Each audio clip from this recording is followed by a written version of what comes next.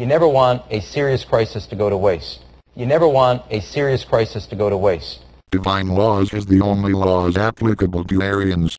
National courts consisting of 70 judges would be established to hand down verdicts according to God's law. The national courts and lesser affiliated judicial bodies would have overriding authority over other political entities, including state and federal court systems. Those persons who were not Aryan freemen would have no rights to participate in government or in the legal system. As in the Posse Comitatus movement, county government provides the structure for posses to function, though charters would be created as a new entity in government. Township citizens would have the power not to abide by any ordinance, regulation, or law enacted by municipal, state, or federal governmental bodies. This power also includes the right to ignore the federal tax code. The charter contains references to the United States Constitution and English common law. One of the final passages in the charter makes reference to an attack on one member being the equivalent to an attack on the whole group. This reference reveals that the signers realized the rebellious nature of their actions and beliefs, an indicator of future actions by some of the signers, who were subsequently convicted and incarcerated for their violent activities. 61. In addition to the information contained in the Nehemiah Township Charter, Richard Abane's book, American Militias, describes characteristics of separatists' beliefs. Included in these beliefs are two types of citizenship. State citizenship is considered natural and is believed to have been present before the ratification of the 14th Amendment. The other form of citizenship is conferred by the 14th Amendment and the Bill of Rights. In this form, citizens are obligated to comply with federal statutes, regulations, codes, judgments and rulings. Separatists believe the blood relatives of state citizens may reclaim inherited sovereign citizenship by breaking implicit contracts binding them to the federal government and its inferior form of citizenship. Birth certificates, marriage licenses, social security cards, and driver and vehicle licenses are examples of unlawful contracts to be broken to regain sovereignty. Sovereign citizens are not required to follow federal law, but are required to adhere to common law court judgments.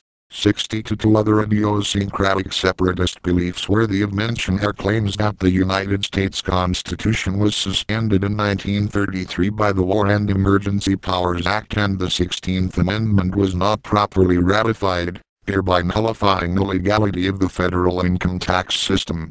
In the late 1990s, several common law courts were formed, predominantly in West and Midwest states. Common law activities included bogus liens filed against the property of judges, law enforcement officers, and other public officials. Illegitimate common law arrest warrants were issued for public officials who made decisions or rulings against the edict of separatists. 63. A decline in occurrences of separatist activities in the early 21st century is partly attributed to new laws that addressed the common law court activities. 64. During the summer of 1997, Weinberg, Francis, and Lloyd conducted a random survey of 3,000 judges who had experience with separatists. Survey results revealed most judges viewed the separatists as being angry individuals who are bright enough to have absorbed some abstract interpretation to explain their circumstances but who still lack the capacity, often provided by education. B. A. Weisinger, RIGHTWINGGROUPCHARACDERISTICs 10 HOMELAND. SECURITYFFAIRS, GOL. IINO. To GULE 2006 http://www.sobs.org to place the interpretation in a broader or comparative framework of understanding.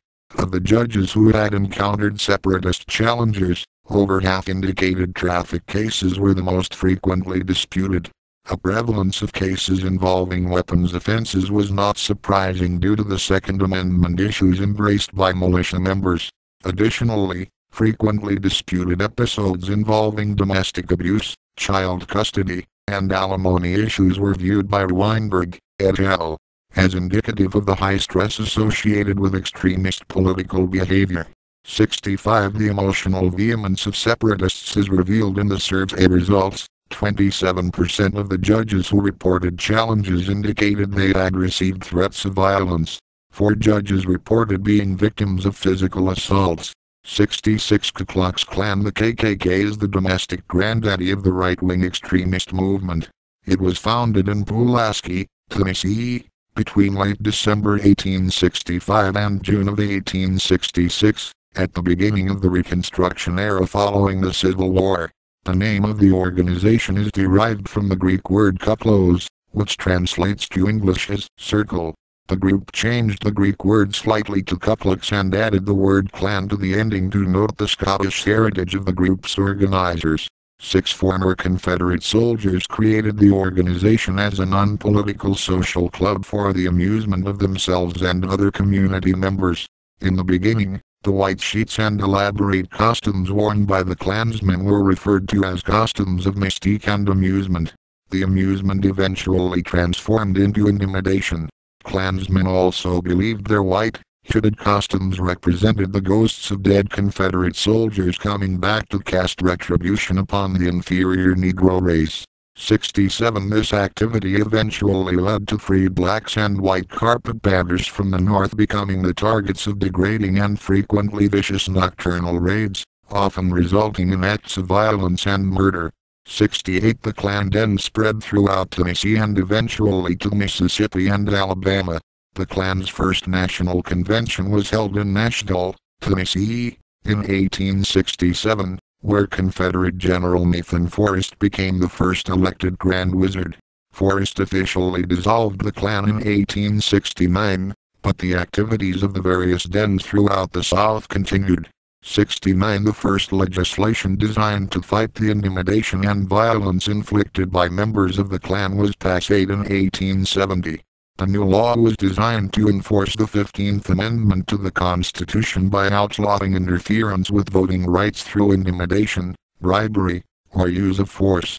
Passage of this act resulted in an increased rate of Klan violence in the South during the 1870 elections. 70 In 1871, continued Klan violence resulted in President Ulysses S. Grant pushing Congress to pass the Ku Klux Klan bill. This law allowed any citizen of the United States to seek a federal judicial remedy for the violation of constitutional rights. Persons with foreknowledge of Klan violence were held liable for victims' suffering. A provision of the bill made conspiring by 2 or more persons to violate another person's rights a crime. The boldest parts of the Ku Klux Klan bill allowed the president to suspend temporarily the writ of habeas corpus and use federal troops to quell civil unrest aimed at depriving anyone from exercising their constitutional rights. You never want a serious crisis to go to waste. You never want a serious crisis to go to waste.